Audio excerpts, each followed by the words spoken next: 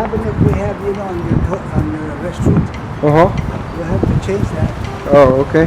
for accessibility to a person in a wheelchair. See, right now they cannot use it as a wheelchair.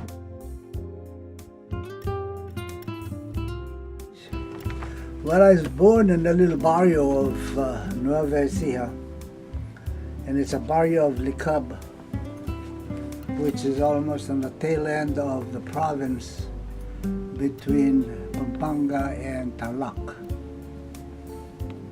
So I grew up in that little town, that little barrio rather. It's not even a town, it's a barrio. And the town is Licab. The barrio is Bardias. And it's a rural area, it's a farming country is where I came from. Nothing but rice fields. I mean, rice fields. You don't see nothing else but rice fields. So from that, I went to elementary school in the little, a bigger town than Bardias, which is Santa Maria. That's where I went to elementary school. Elementary school during that period of time was 1 to 4. And after 4th grade, you become an, what do they call them? It's a higher thing, and that was before you go Secondary? like a secondary. But from a 1st grade on to that level of 4th year, you're well, what do they call them? I forgot what they call them. But anyway, then you go 5th, 6th, and 7th. After 7th, the 7th, if you graduated at all, I used to have the Valley Area Construction Opportunity Program. At that point in time, my office was right there on Lindsay and Hunter Street, right in the corner. And that's a 4-story building that belonged to architect Wong. At that time, when I was looking for an office in town, a front office happened to be empty. So I approached him. I said, "Hey, I represent the Department of Labor, because the money comes from the Department of Labor at that time." I said, "I need an office for me and my secretary, and people walking in and out of the door, because my door is open to everybody that's looking for a job, especially if it's a minority, because that's what it was." And I didn't know, but Father Leonard, as you know, every Sunday you go to church, and that's how involved I was. I used to be able to memorize my prayers. But Father Leonard says, every time we see each other, we talk about it. We talk about the program, what we're trying to do. And he says, "You know who's he?" He says, "I met a guy in a Mexican meeting that was presenting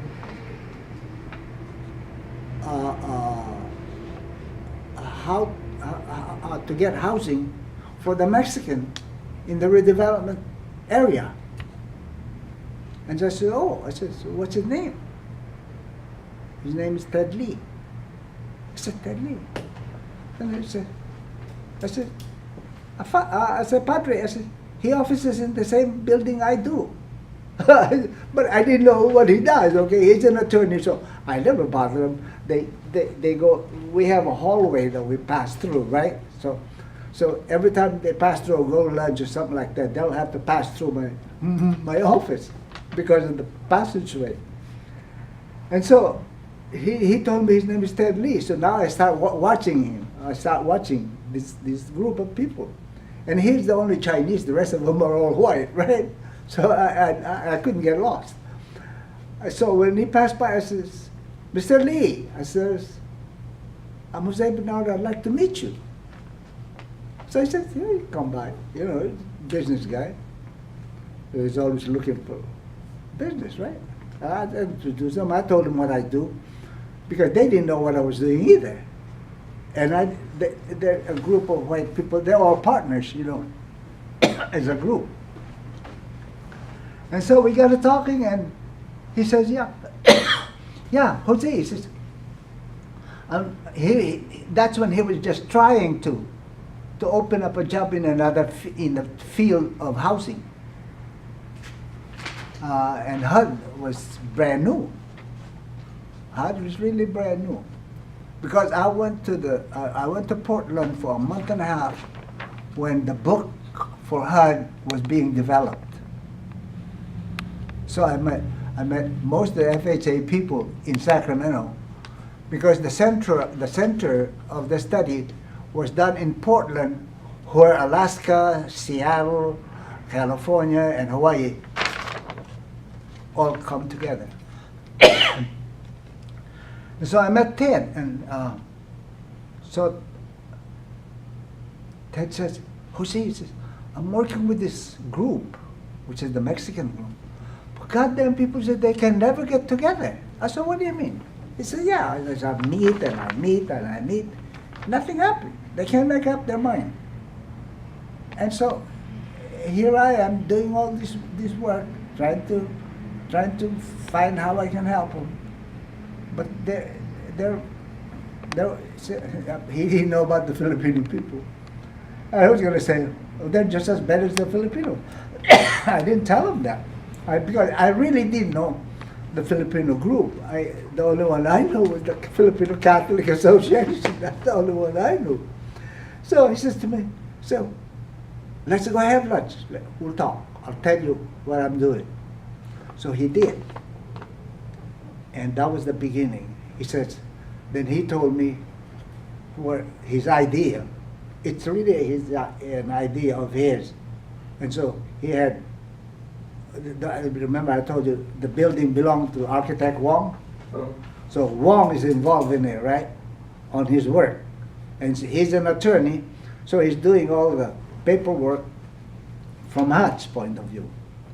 And Wong was then doing his dreaming about, oh, what can I build? Or what can we build in that area, which is the redevelopment area. This is it, right here. Well, he said, Jose, he says, there's one more that's open.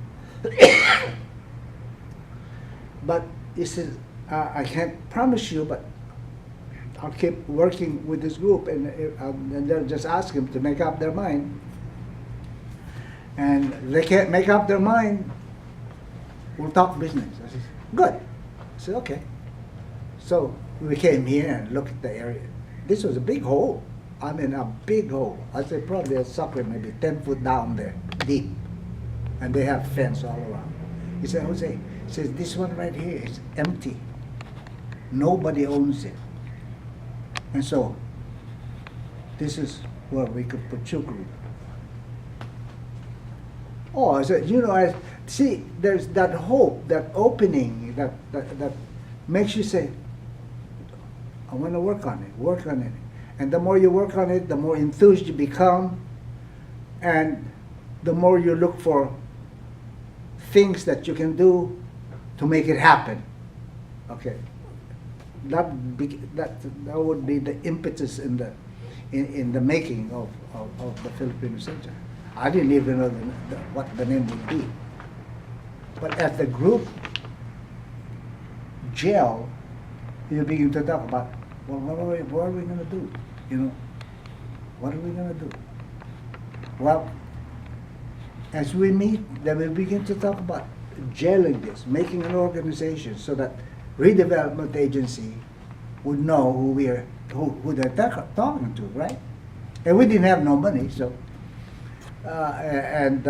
but we begin to have some papers that we can begin to show to redevelopment area. I mean the department, in this case, the board, the redevelopment board. That here, this is who we are. This is what we're trying to do. This is what we're looking for, and this is where we need help. Okay?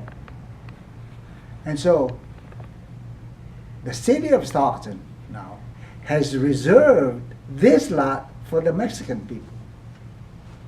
because they had more. They had more people. Okay, and they're more active than the Filipino people.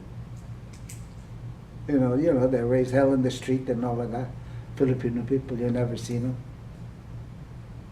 until we begin to. At that time, I was a street kid, so we can raise hell just like anybody else. And so I got involved in that one. I got involved in what we call then what was it? Yellow Seed.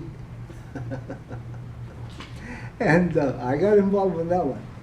And Tamsi and I were Tamsi. But you see, that's one thing that we really didn't have the differences in the thinking. You have the Japanese, the Chinese. We had one Korean and the Filipino. We grouped together like that as one. And that's how we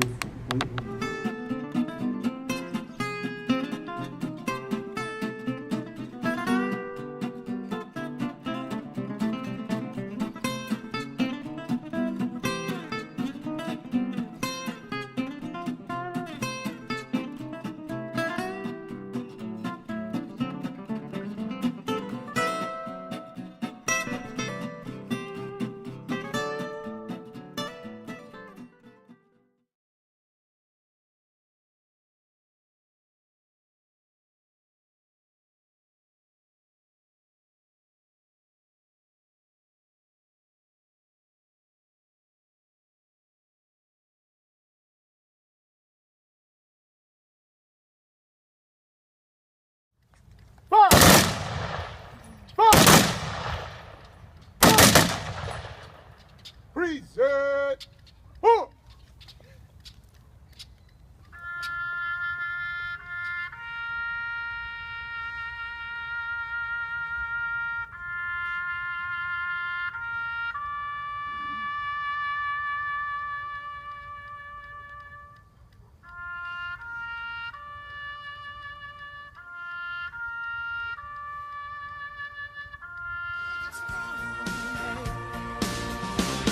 You say